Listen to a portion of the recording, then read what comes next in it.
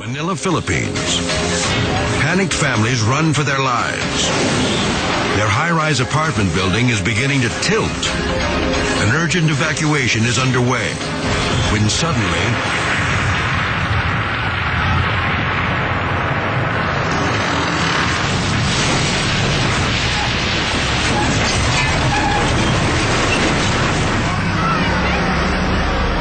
men, women, and children are still running for safety when the foundation gives way.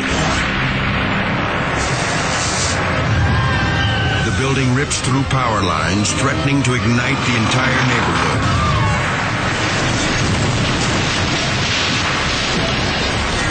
The tower finally comes down in a massive pile of pulverized concrete and steel. Hundreds are now homeless. Their possessions gone forever. Yet amazingly, no one is killed or even injured. Shoddy construction is blamed for the disaster. Criminal charges are filed against the building's owner. He's lucky they don't include murder.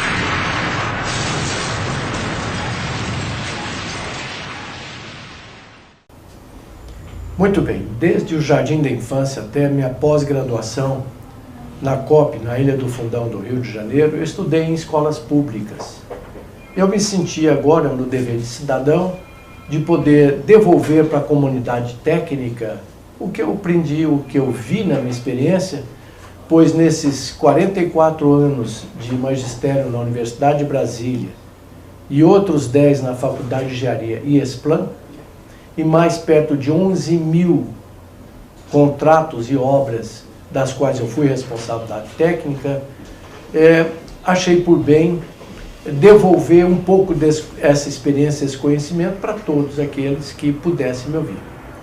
De uma forma surpreendente, eu verifiquei que o número de acessos e interesses e perguntas e e-mails foi muito maior do que eu realmente esperava. Por isso, vamos reiniciar toda a contagem de acessos agora, porque eu quero então já começar a explicar algumas coisas que me perguntaram e responder alguns quesitos. Muito bem, a primeira grande pergunta é se existe alguma apostila do que eu estou mostrando lá. Na realidade, não existe mais apostila do que eu tenho falado lá sobre sapatas, estacas, tubulões, patologia, etc. Porque essas apostilhas, alguns anos atrás, já foram sendo transformadas em livros. O mais importante deles, o mais completo, é esse livro de Engenharia de Fundações, que não está na sua forma final ainda, porque são 800 páginas.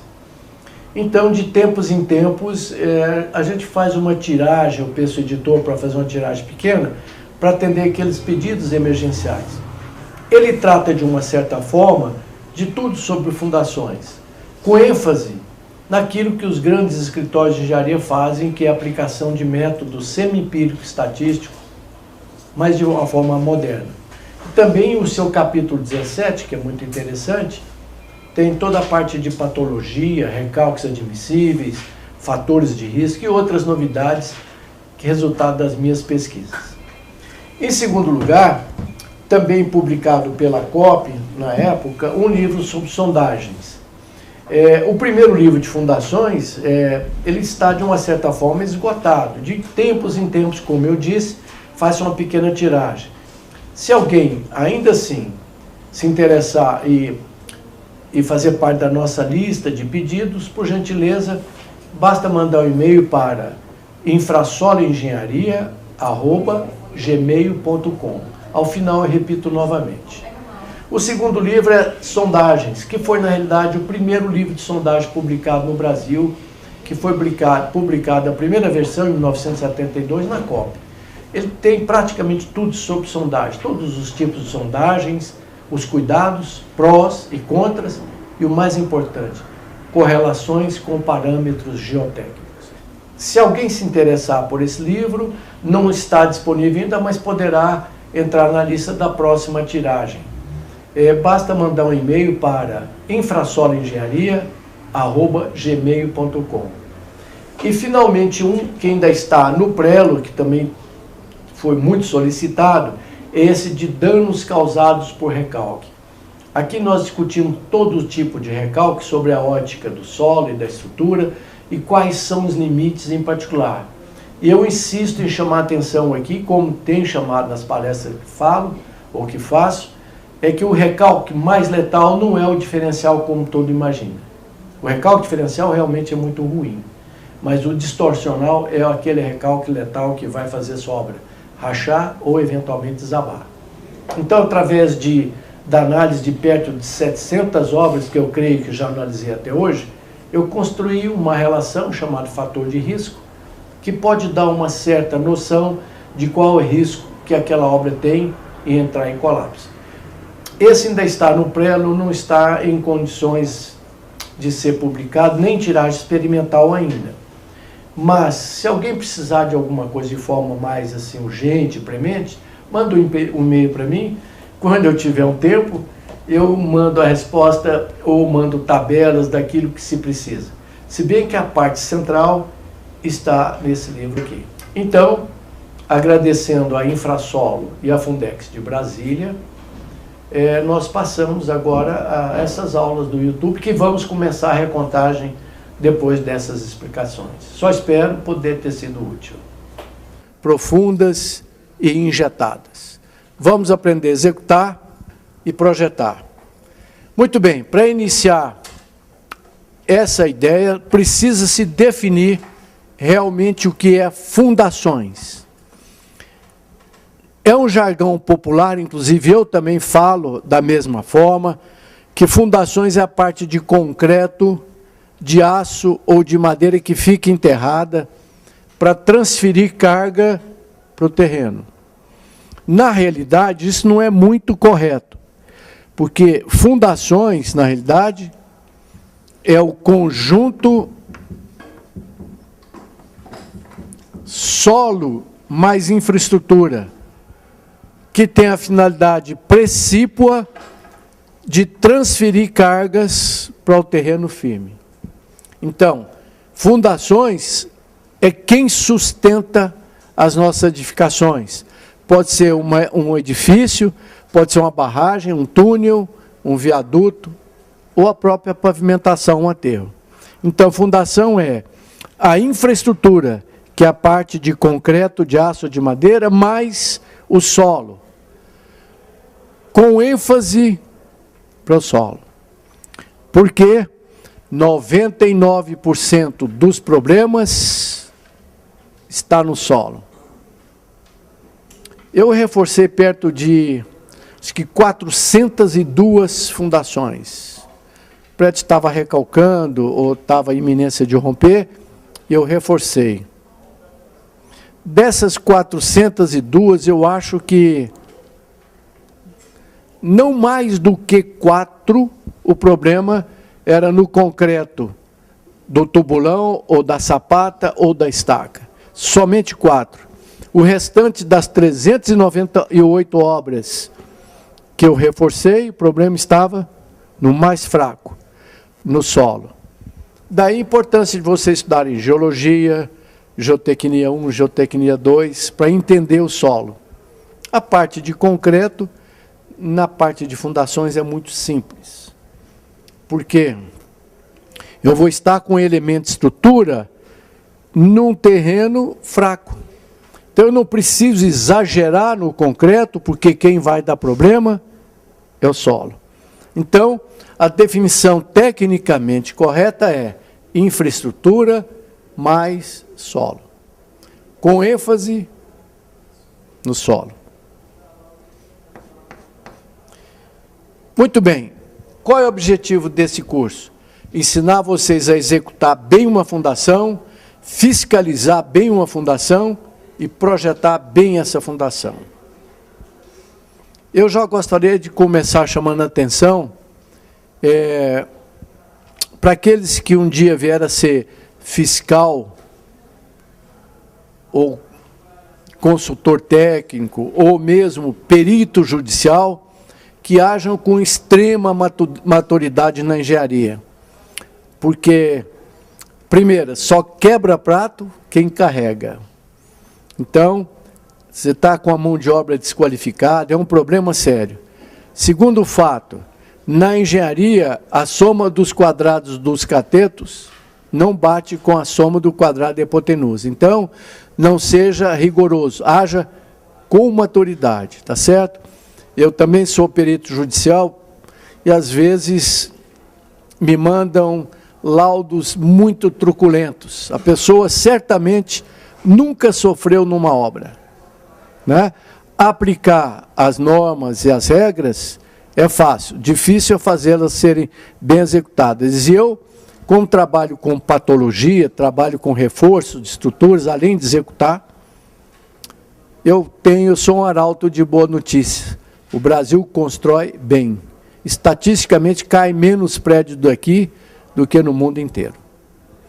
Muito bem, então, vamos correr atrás do nosso objetivo.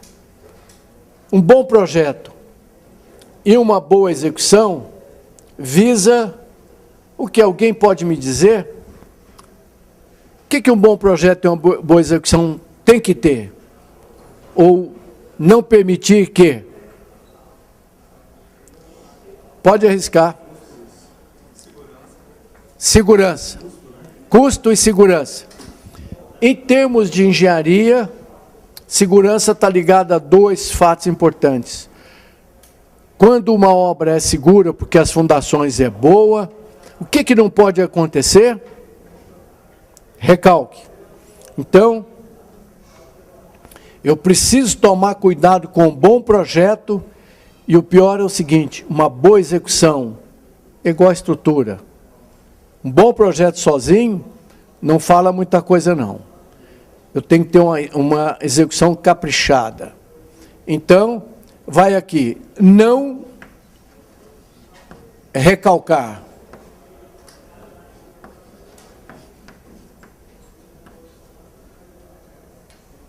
Então, um bom projeto e uma boa execução vai me dar segurança, não deixando recalcar. Duas observações aqui sobre o que é esse não recalcar. Recalque é o afundamento de uma estrutura, pode ser uma ponte, uma barragem, um aterro, um túnel ou um edifício. É o afundamento de um edifício no terreno. Por falha na sondagem, por fraqueza do terreno ou por modificação na obra. É muito comum, nesse trabalho de consultoria, a gente ser chamado para ver um problema, mas alguém colocou 2, 3 andares a mais. O pior é que, de vez em quando, mesmo com 2 ou 3 andares a mais, não cai, né? Então, acaba virando regra. Cuidado. Então, não recalcar. Um segundo fato que eu gostaria agora que vocês começassem lá na primeira folha, lembra? Pedir para deixar 3 folhas em branco. Observações profissionais importantes. Número 1.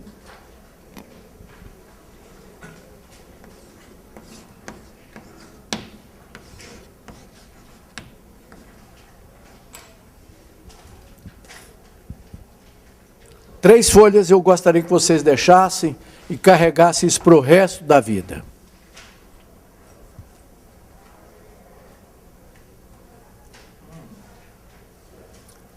Toda obra recalca. Toda obra recalca. Então, não apavore não se a sua obra recalcar. Um pouco. Toda obra recalca. Ponto. Quando está construindo, a gente constrói a laje no nível, o pilar no prumo. Chega lá no 10º andar, tudo está nivelado e prumado. O grande problema é se ele continuar entortando ou afundando depois de pronto. Aí é patológico. Também se ele afundar muito rapidamente, ainda durante a construção, é pior ainda, é morte quase certa, né? Então, primeiro fato, toda obra recalca, nem que seja um pouco só. 1 centímetro em geral, ninguém nem nota. Nem a estrutura sente, nem esteticamente e nem funcionalmente se percebe. Em contraposição,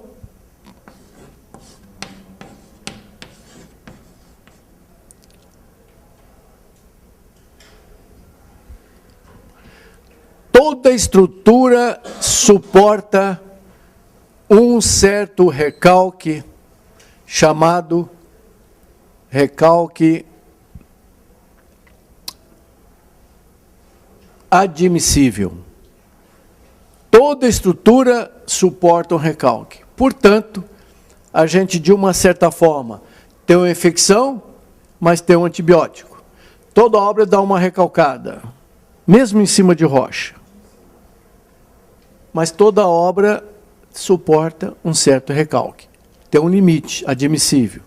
Existem vários fatos que a gente vai falando aqui durante o curso.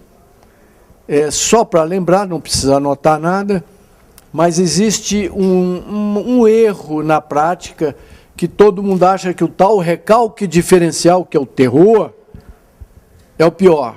Ele é muito ruim mesmo, não queira ter recalque diferencial na sua obra. É melhor que a obra afunde por igual, mas não desigualmente. Mas o pior mesmo, que a gente vai estudar com calma depois, é o recalque distorcional, porque ele leva em conta a rigidez da estrutura. Eu explico isso depois. Muito bem. Então, eu não posso permitir que minha obra, num bom projeto, vá recalcar, ou seja, vai afundar no terreno. Se bem que eu acabei de dizer que não apavorem, não.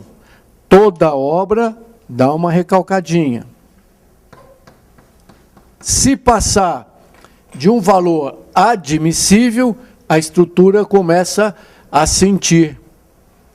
E qual é o reflexo dessa patologia? Trincas inicialmente, depois desabamento. Então, dentro da segurança eu não posso deixar recalcar. Aí vem uma coisa pior. Não posso deixar romper.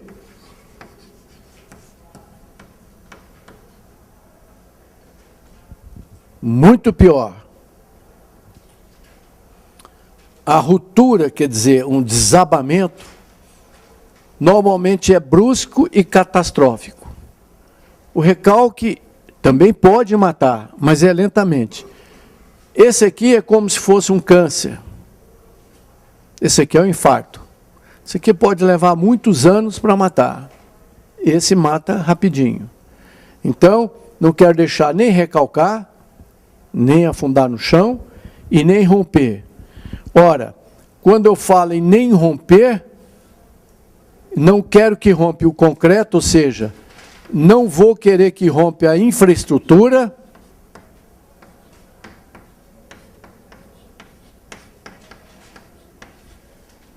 e nem o solo, ou seja, o terreno de apoio. Nenhum dos dois.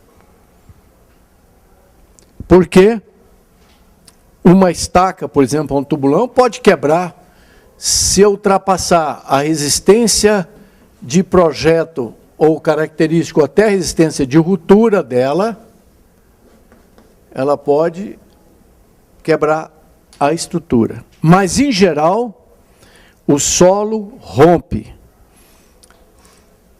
Essa ruptura da superestrutura, ou da infraestrutura, ela faz isso. A peça desloca como uma fratura exposta. O solo, não, o solo, a fundação afunda no chão e ela trinca o solo aqui embaixo, forma uma ponta para a fundação, forma um cone. Como no concreto, né? O corpinho de prova de concreto rompe assim, olha. Na realidade ele rompeu assim, é porque a gente às vezes não vê a segunda. Rompe a primeira, mas ela forma um cone. Então, como não é possível levar isso até o Japão, ela rompe aqui.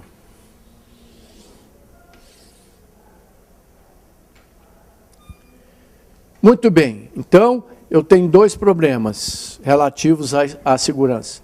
não quero que rompe nem a infraestrutura, o concreto, o aço, a madeira, não apodreça, e nem o solo vai dar uma trinca aqui embaixo, vai romper, a fundação afunda rapidamente.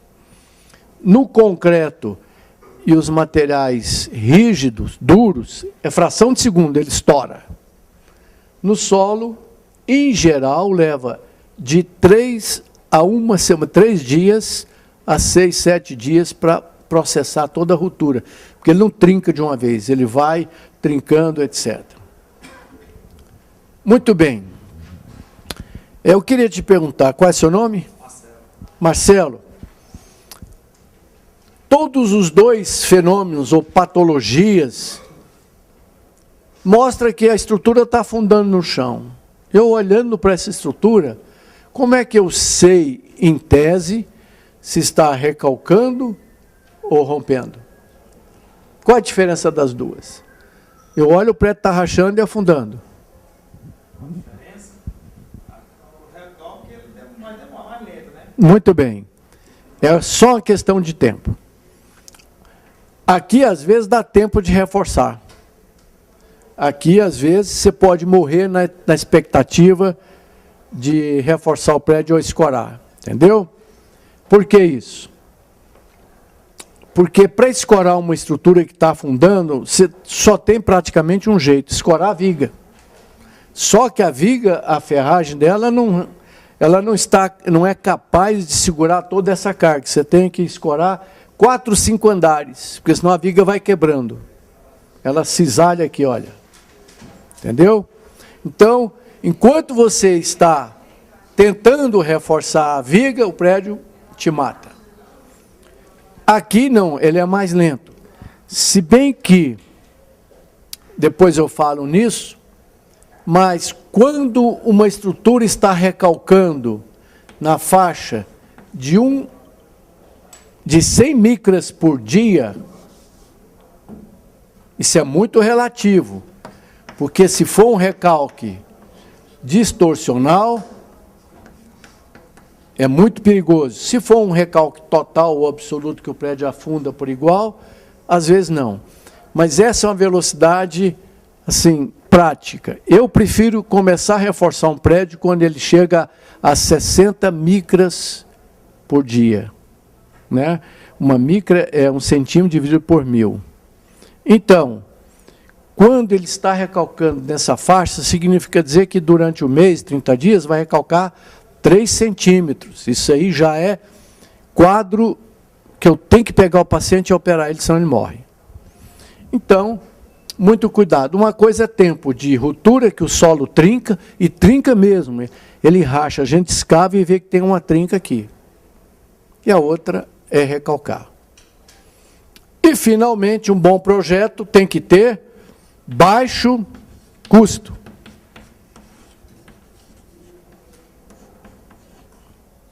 E também ser rápido. Que é a mesma coisa. Obra lenta é cara.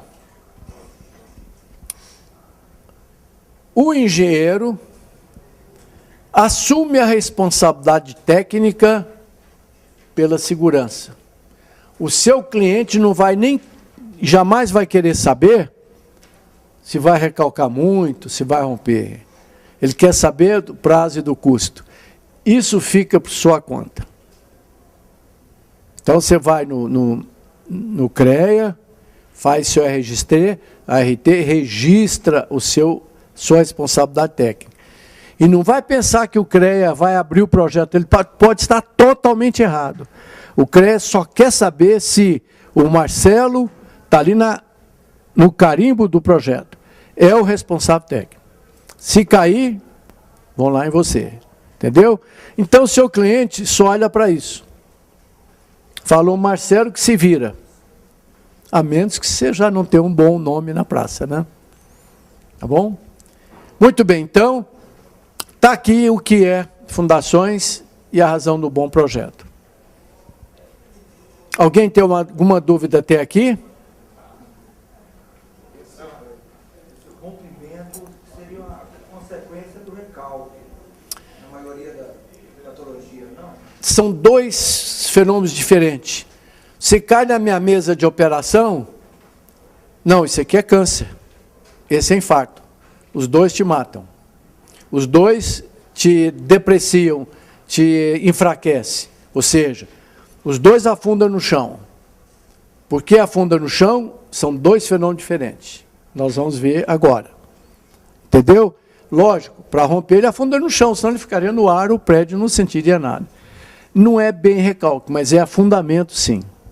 Entendeu? A sua pergunta é pertinente. Todos dois descem. Tá bom? Esse aqui precisa recalcar muito para chegar a romper todo. Esse aqui recalca, às vezes recalca muito. Vide Torre de Pisa. Vai em Santos, recalque lá é 1 metro. Quer sentir uma experiência fantástica? Vai lá para a praia para ver os prédios de Santos de longe. Eles estão todos assim, olha. É um absurdo. Vai para a Cidade do México. Vai para a Cidade do México, você vai ver os prédios muito tortos. Todo mundo vive ali sem nenhum trauma. Ninguém acorda de noite pensando que o prédio vai cair na cabeça. Às vezes acontece, mas não. Muito bem. Vamos dar uma estudada no capítulo de recalque que vocês já viram lá nos cursos de geotecnia. Vamos estudar esse primeiro fenômeno, recalque.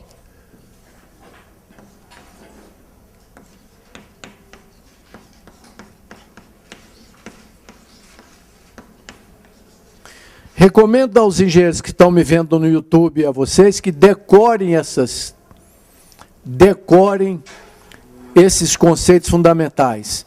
Nós, engenheiros, temos no nosso DNA uma estrutura de pensamento e raciocínio chamada cartesiano. Eu quero ir daqui lá no fundo da classe, eu vou reto para chegar no meu objetivo. Isso é pensamento cartesiano de engenheiro. Se tem um obstáculo, eu não fico batendo nele o tempo todo, não, eu contorno e vou lá. Advogados, políticos e filósofos já tem outro tipo de raciocínio. Ele quer chegar lá, ele vai ali, para, conversa, vai lá e volta, às vezes nem chega lá. Entenderam? Então, no caso de recalques, eu quero ver diretamente o que pode acontecer isso de uma forma cartesiana. Vocês já viram isso. Então, engenheiro não decora nada, deduz tudo. Conversa fiada. A base tem que ser decorada, depois entendida. Entendeu? Algumas coisas vêm da experiência. Tem que usar a experiência para não cometer a mesma falha. Tem experiência negativa, que é boa, e tem a positiva, que é melhor ainda. A negativa te diz, olha, não vá por esse caminho que vai dar problema. Então, eu vou fazer aqui uma introdução só com a visão profissional.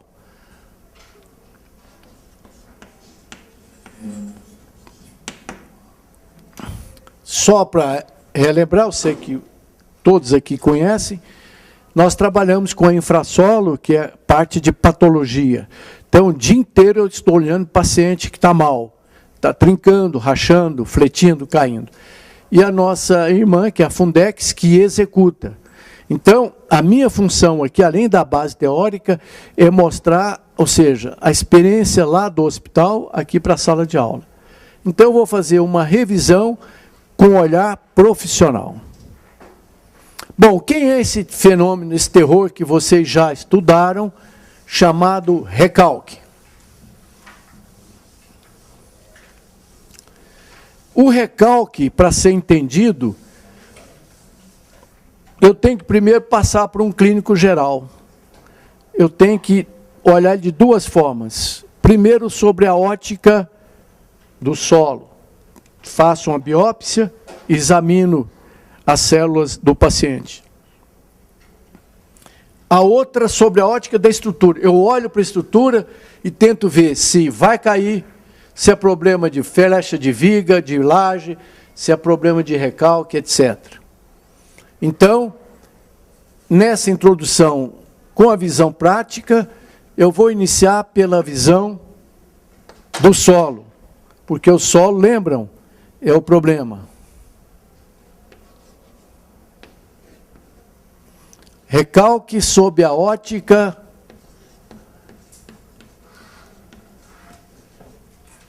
do solo. Ótica ainda tem acento? Isso é uma mancada, né?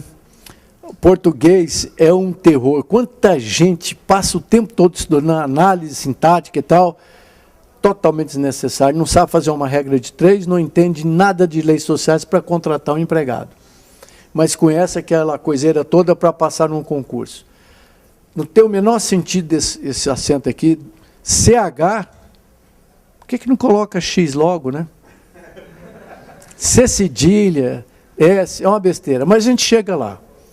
Então, sobre a ótica do solo, existem alguns fenômenos.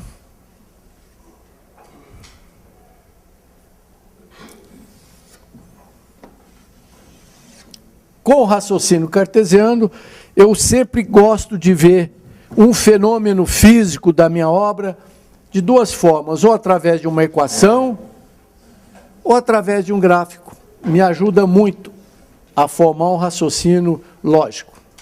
Então, eu tenho uma estrutura, eu estou pondo aqui um edifício, mas pode ser muito bem uma ponte.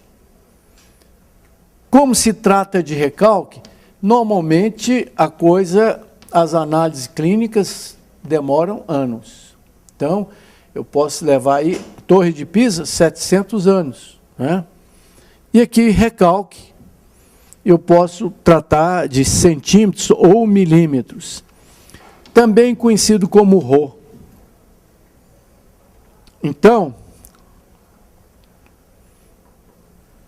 olha, eu construo a obra e, eventualmente, ou quase sempre, ela vai recalcar. Lembra-se, observação profissional número 1, toda obra recalca. Então, em questão de alguns dias, ela sai desse ponto e vem para cá, olha. Chamado recalque imediato. Imediato porque acontece, na maioria das vezes, entre 3 e 10 dias. Muito bem. Então, o recalque é imediato porque ele é rapidinho, de 3 a 10 dias. Ele é composto de 3 parcelas. Primeira, recalque imediato. Saída de ar ou gases. Então, quando eu coloco aqui uma pressão na base desse edifício, que aqui, por acaso, eu desenhei em radier, é uma placa grande de fundações, mas podia ser sapata, estaca ou tubulão. Ele sai daqui zeradinho e vem para uma posição aqui, chamado ou causado por saída de ar ou gases. Como o ar e o gás não têm viscosidade, ele sai rapidinho. Muito bem, então, no recalque imediato tem 3 componentes. Saída de ar ou gases, compressão de sujeira. Então, saída de ar ou gases, sujeira, daí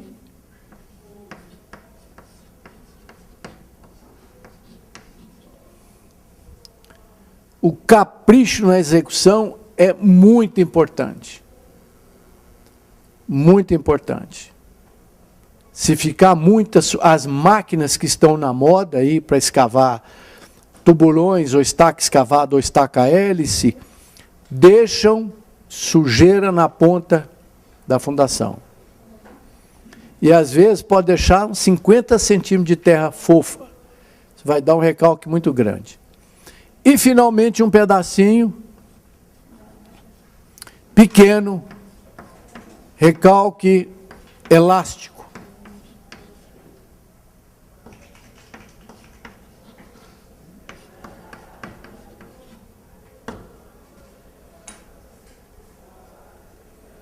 Então, são 3 os componentes. Se eu examinar aquela célulazinha, tem 3 elementos ali. Saída de ar, que é rápida, porque o ar não tem viscosidade. com pressão de sujeira, que depende do meu capricho, impossível de calcular. Quanto é que o meu prédio vai afundar? Difícil, depende do capricho da obra. Saída de ar ou gases, é impossível de transformar isso num modelo matemático. O elástico é possível sim.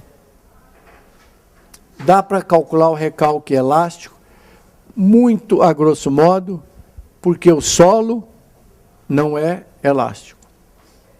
Quando é que o material é chamado elástico? Alguém se lembra? Isso. Aplicam a pressão, ele deforma. Tira a pressão, ele volta. Né? A primeira lei de Hooke era bastante simples. Ele tratava o solo ou qualquer peça como uma mola. A equação dessa mola era uma equação simples. Ele transformou esse fenômeno físico num fenômeno matemático. Então, a força é igual o coeficiente de mola vezes a deformação da mola. Foi a primeira equação, ou a lei de Hooke original. Esse é um coeficiente que depende da dureza da mola.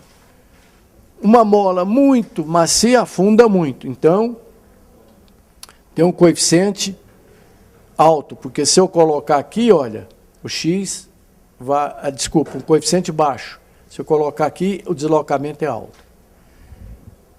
Mas na engenharia é muito melhor trabalhar com coisas sem dimensão, adimensional. Coeficiente de temperatura, de elasticidade, de deformação, etc. Coeficiente de Poisson e outros.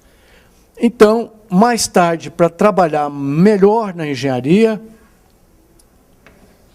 primeira lei fundamental da engenharia, lei de Hooke, que trata de materiais elásticos. Tensão igual modo de elasticidade. Qual é a diferença? Porque isso aqui é a mesma coisa, né? Se eu dividir força por área, eu tenho tensão. Esse módulo é primo primeiro desse, mas chama-se não coeficiente de mola ou coeficiente de recalque. Chama-se módulo de elasticidade. Quanto mais alto, mais duro, menos deforma. Qual é a diferença? Meio ponto na próxima prova. Qual é a diferença da deformação epsilon do deslocamento x?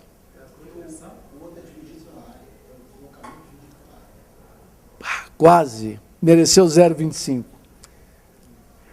Qual a unidade de x? Milímetro, centímetro, metro. Qual a unidade de epsilon? Então é mais uma chance. Dividido pelo comprimento inicial, mas eu vou te garantir isso. O que significa dizer isso? Você tem um corpinho de prova, coloca na prensa, aplica uma força. A prensa tem um dinamômetro, ou um strain gauge, ou um transdutor, vai medir força. Com paquímetro, em 2 ou 3 lugares, você obtém a área. Força dividido por área, tensão. Primeira lei da física. Força dividido por área, tensão. Primeira lei da engenharia, lei de Hooke. Primeira lei da física, força dividida por área, tensão. Então, eu já estou lá com a tensão e é fácil, né? Só medir no dinamômetro ou no load cell, que é a célula de carga, eu tenho, dividido pela área, eu tenho já a força. Também, inicialmente, qual é o seu nome? Afonso, não esquece não que você já tem meio ponto garantido, tá bom? Inicialmente, com o mesmo paquímetro, eu meço o comprimento inicial da amostra. Se for 15 por 30, vai ser 30, mas só que eu meço com precisão, né? Aí coloco um reloginho comparador ou um transdutor eletrônico aqui, aquele que mede precisão de centésimos de milímetro. À medida que eu vou aplicando a força, o corpinho vai deformando. Aqui eu tenho, então, um delta L. Aqui eu tenho um L, aqui eu tenho um delta L. Portanto, epsilon é igual delta L sobre L0, sem dimensão. Porque em fundações, o corpo de prova, efetivamente, não tem fim, né? Vai lá até no Japão. Chega num ponto tal que a gente desconsidera, porque a pressão cai muito. Então, esse trechinho, não com a fórmula desse jeito aí, pode ser estimado com uma certa precisão, mas olha, recalque imediato, a menos do capricho da execução, normalmente não traz problema. Ele é pequeno, a estrutura suporta. Então, essa equação aqui, como é que ficaria essa equação? Graficamente.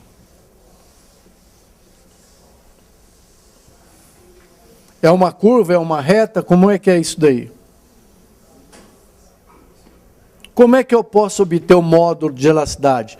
Coloco isso na prensa, vou carregando, meço força, que eu já tenho a área, e meço deslocamento.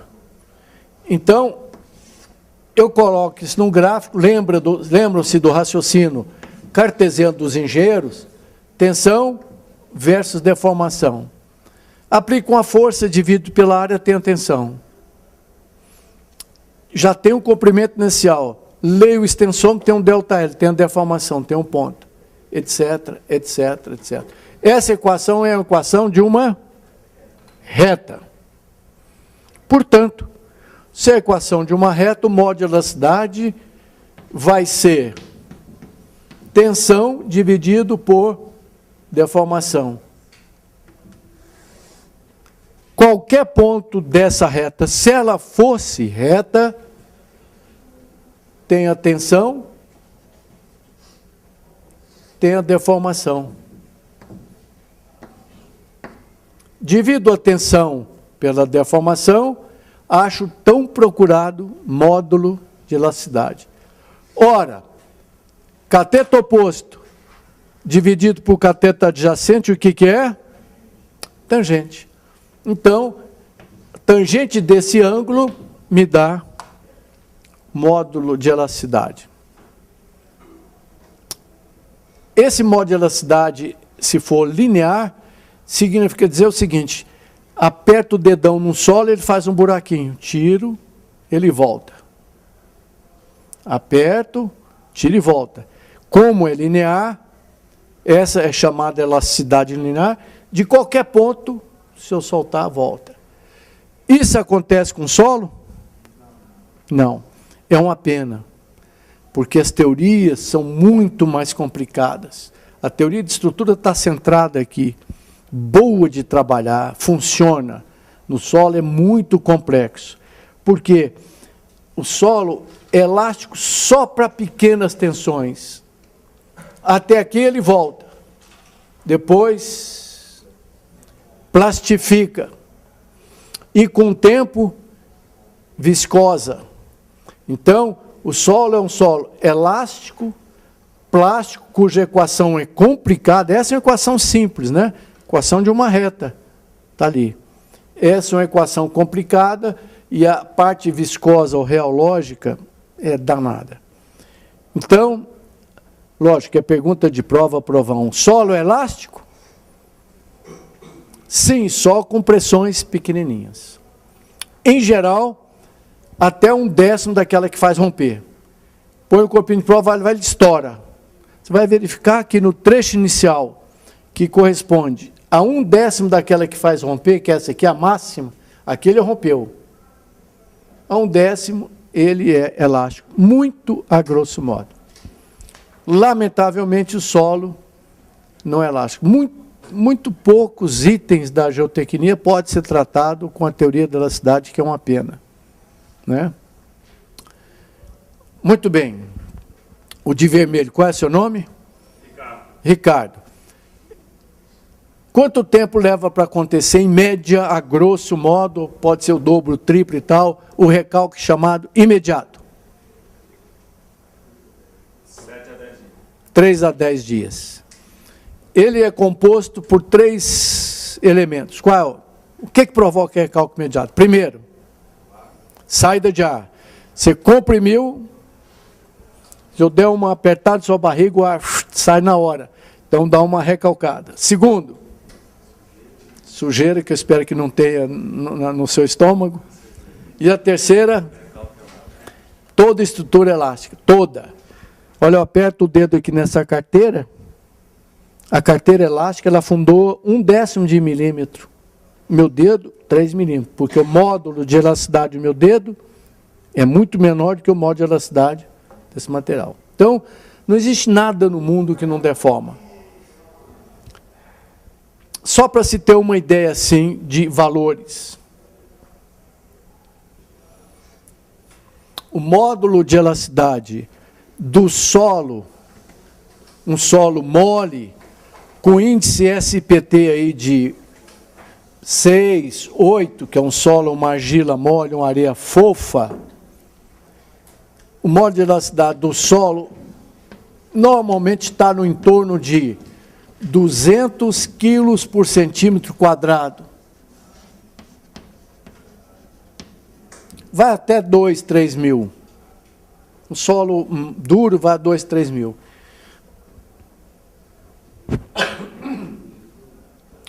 Por que é quilo por centímetro quadrado?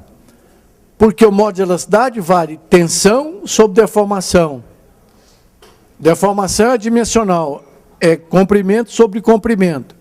Então só sobra tensão. Módulo de elasticidade tem unidade de tensão. O concreto é 1000 vezes mais duro do que o solo. Em geral,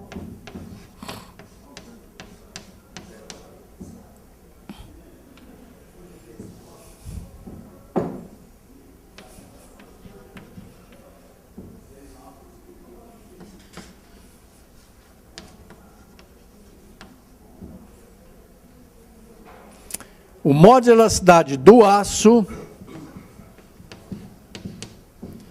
é 1000 vezes maior do que o concreto, ou seja, ele é 1000 vezes mais duro do que o concreto.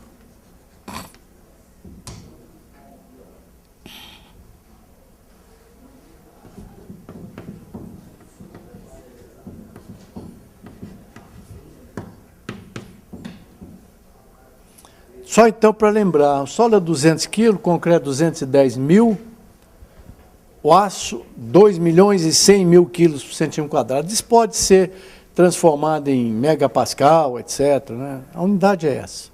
Unidade de pressão, quilonewton por metro quadrado, kPa, quilo por centímetro quadrado, pascal, etc. Muito bem. E a água? A água é mais dura do que o solo, do que o concreto, do que o aço, ou é mais mole do que todos eles? Depende do estado, né? É uma geleira aí. Não depende, não depende.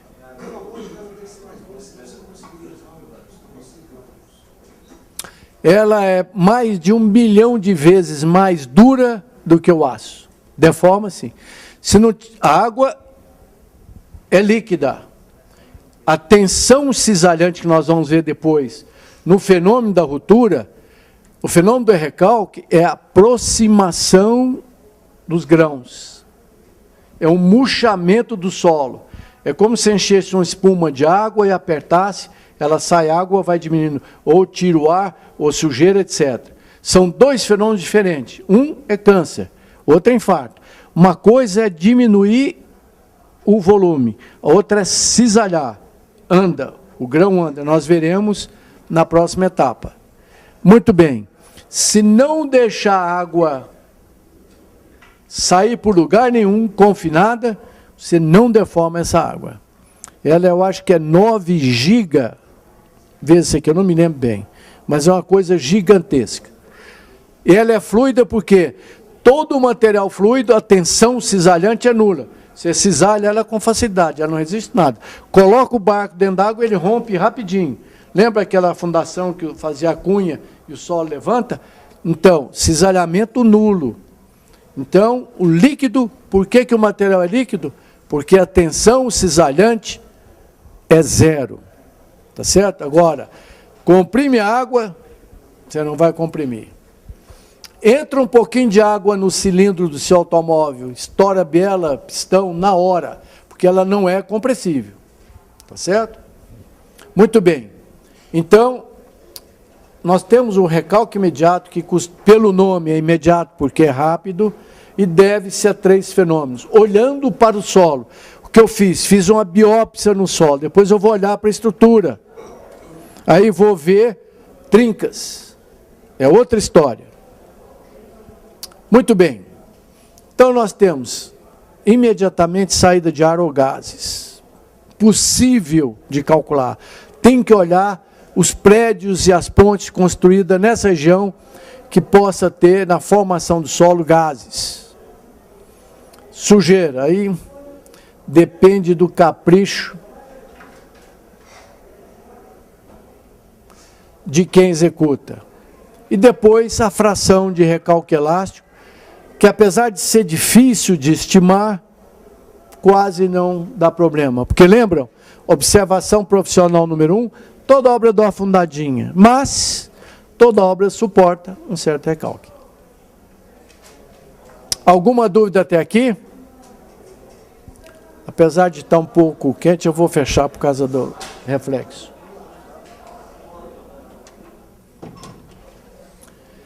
Muito bem. Existe um outro recalque dessa família, agora muito mais grave, chamado recalque por adensamento, que vocês já estudaram. Recalque por adensamento. Às vezes é muito grande e lento. Vide Santos, México, Torre de Pisa, ou Pisa, desculpa, não é pizza mesmo, é Pisa mesmo. Recalque por adensamento. Alguém pode me dizer por que um solo recalca por adensamento? Já visto lá em geotecnia? O que é... Isso. Saída de água. Como a água tem uma certa viscosidade, ela não sai na hora. Comprimiu, ela começa a merejar. E depende do tanto que ela tem que andar. É 1 metro, 2 metros, porque às vezes é uma camada mole que está debaixo da sua obra. Então, esse fenômeno chama-se recalque por adensamento, também conhecido erroneamente como recalque primário. Isso não é réu primário, não, ele é muito grave. Eu me lembro que há uns, eu já estou ficando velho, uns 30, 40 anos atrás, eu fui ver na cidade de México uma igreja recalcada e a escola de engenharia, né, lógico, recalcada, eu tinha que ir lá ver. Ela estava recalcando e tal, e o pessoal instrumentando. Depois eu tive notícia que ela foi reforçada e levantada porque, quando eu tinha voltado 30 anos depois, o laboratório de geotecnia que funcionava no térreo passou a funcionar no subsolo. Afundou 3 metros. Como o recalque não era distorcional, só rachou alguma coisa.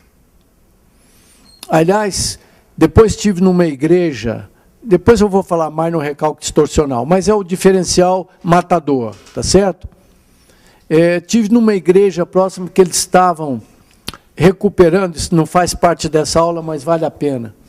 Era uma igreja toda em arco, antiga, lá no México. A igreja de Guadalupe também recalcou 2,5 metros, inclinou muito, eles levantaram ela.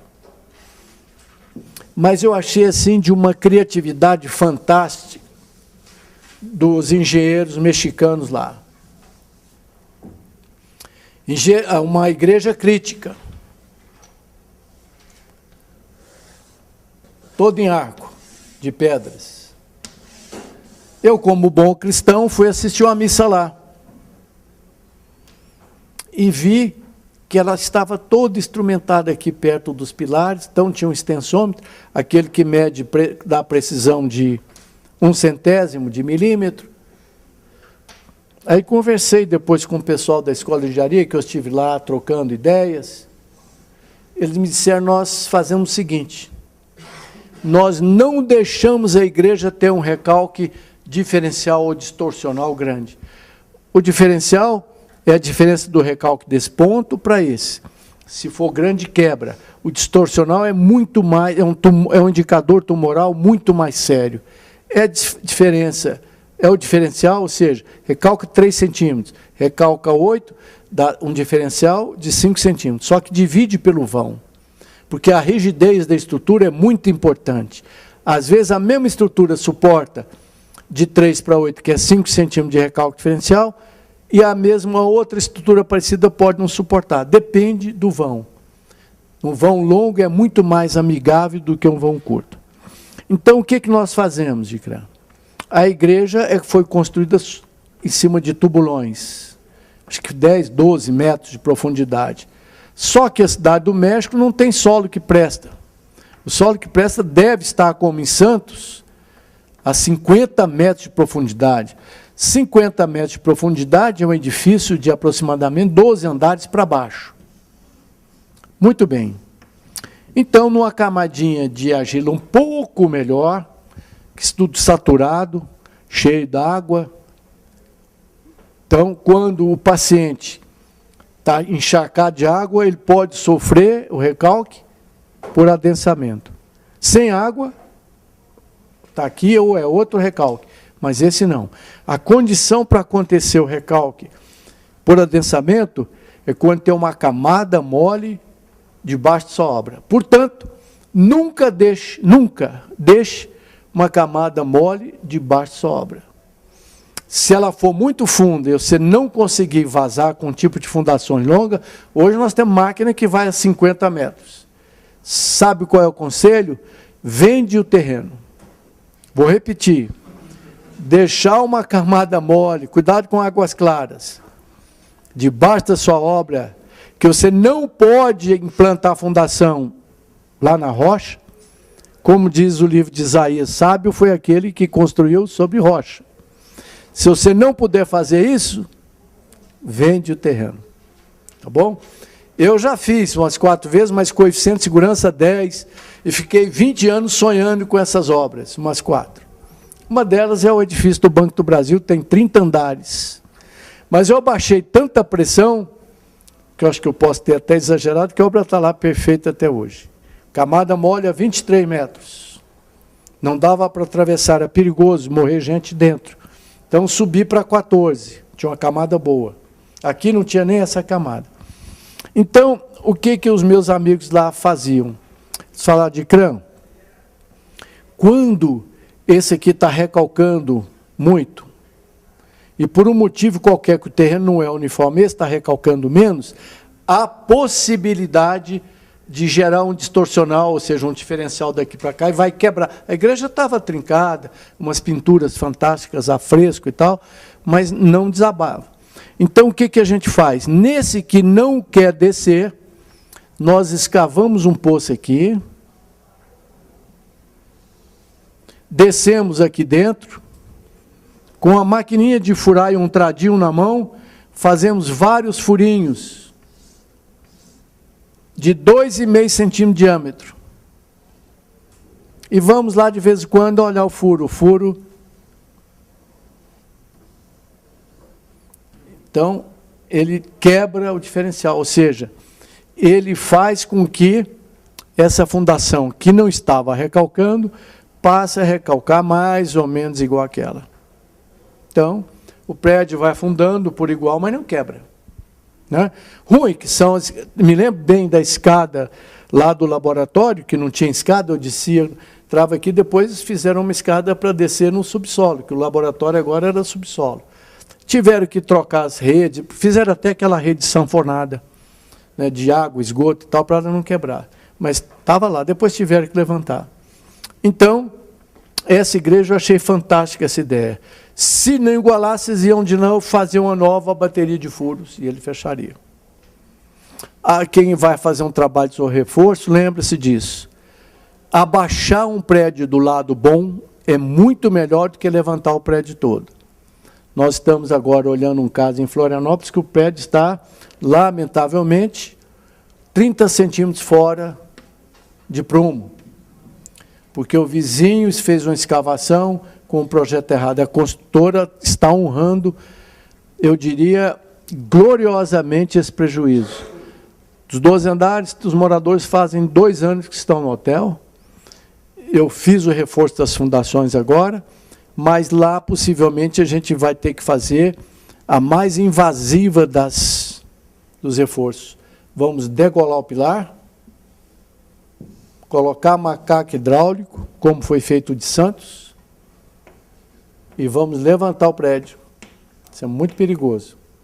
Mas em caso de vida ou morte, vamos lutar pela vida. É muito pior. Por que levantar uma estrutura é pior do que deixá-la ceder? Porque o ideal era fazer isso. Esse lado aqui está bom, não afundou, então reforço aqui, reforço aqui com injeção, estaca raiz e tal, e amoleço esse solo de cá para ele voltar. Se voltar, né? Alguém, por que é melhor abaixar o lado bom, segurar o ruim antes, do que levantar? Uma força de baixo para cima, por que ela é menos conveniente do que a força de cima para baixo?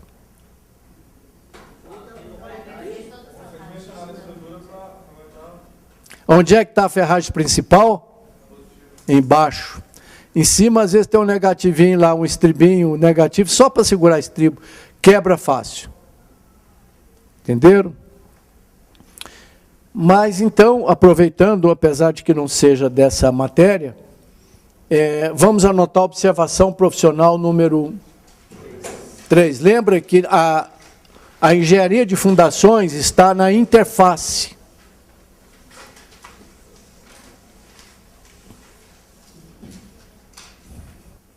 A ferragem negativa assume uma importante função na estrutura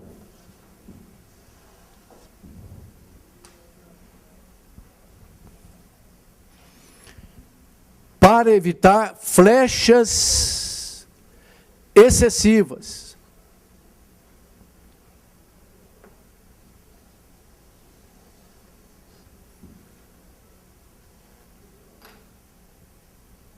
Por isso ela tem que ficar alta em cima. Ela funciona como se fosse, na realidade, um tirante. Ela não deixa fletir muito. Se fletir muito, em geral, falta de negativo ou negativo curto. Então, cuidado com a ferragem negativa. Não economiza demais, não. Uma ferragem negativa curtinha pode gerar uma trinquinha aqui desagradável, às vezes nem é letal. Você está olhando, você é chamado para ver um problema de engenharia, está olhando, pisando na laje e vê uma trinca longa.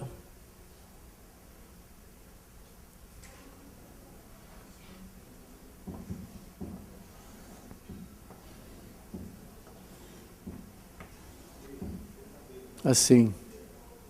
O que faltou aí? E o que tem aqui de baixo? Você está aqui em cima, examinando a sua obra. Faltou negativo, ou negativo curto. O que tem aqui de baixo? Pilar ou parede. Não deixou ela fletir, que ela fletiu os lados. Então, um processo que eu uso muitas vezes invasivo, porque às vezes tem piso caro, eu entro com a Makita, não estou fazendo propaganda da marca não, porque a Bosch é até melhor do que a Makita. Rasga o chão 2, 3 centímetros, porque ela tem que ser alta. Se ela for baixa, ela serve de dobradiça. Por que a marquise cai muito? Porque pisam no ferro negativo e ele vai para baixo. E a marquise não tem apoio lá, então ela desaba.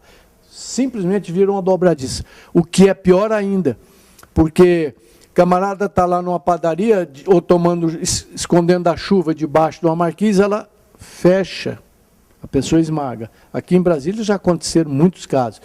Esses 2 últimos anos, só na Avenida W13, eu recuperei 42 marquises. Tá? Muito bem. E o positivo, e o ferro positivo, tem a responsabilidade precípua de evitar desabamento.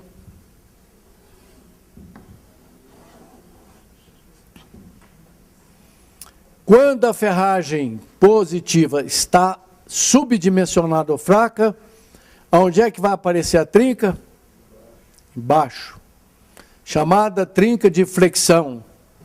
Dificilmente uma estrutura cai por flexão ou por trinca de flexão sem trincar. Sempre aparece uma trinca no meio do vão. Muito raramente. Pode ter outros problemas. Pode cisalhar aqui, desce tudo. Ela desce inteira, né? Aí são outros fenômenos, corrosão, etc., que não faz parte do curso, mas isso é importante. Então, cuidado com o ferro positivo, não deixa desabar. Cuidado com o ferro negativo, não deixa fletir. Às vezes a flecha é tão grande que a água escorre para o centro, bolinha de gude, não sei o que lá, desalinha a máquina, é um negócio desagradável, mas é só funcional e estético. Os dois juntos dá segurança para a obra. Negativo bom, positivo bom, concreto bom, dá segurança para a obra. Vamos lá ainda nas observações profissionais para a gente parar. Essa é a primeira parte. Observação profissional número 4.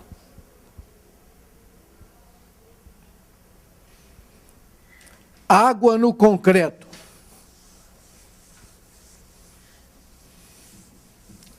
Não esqueçam disso, não.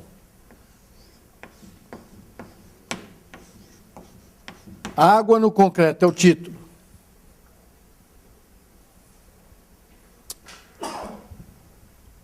Tanto a resistência quanto o módulo de elasticidade do concreto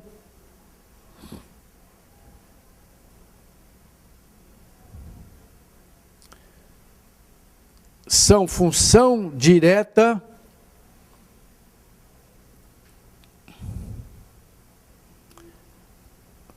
da água de concretagem e de uma boa cura. São função direta da água de concretagem e de uma boa cura.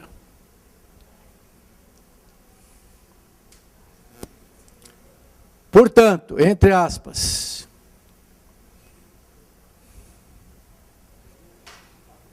pouca água no momento da concretagem, o mínimo possível. Cuidado, se tirar muita água também vai dar broca, é pior do que deixar o concreto molhado. Pouca água, ou seja, baixo fator água-cimento, durante a concretagem, o mínimo possível. E durante a cura, muita água. Põe muita e repete, põe muita mesmo, muita água. O ideal é até fazer piscininha. Ficar molhando com mangueira é muito ruim. Botar feltro ou cura química quebra um galho. O ideal, principalmente piso de fábrica, costuma rachar em penal, problema sério. Faz um cordãozinho de massa, 2, 3 centímetros, e faz a piscininha. Começou da cura com 12, 14 horas, botou a mão no concreto, ele já não aceita mais, ou seja, está já durinho, água, muita água. Muita água vai melhorar o modo de elasticidade. O modo de elasticidade é responsável pela deformação. Laje, viga e piso com pouca água vai deformar muito. E essa mesma política de pouca água na concretagem e muita água na cura vai dar um concreto de resistência alta.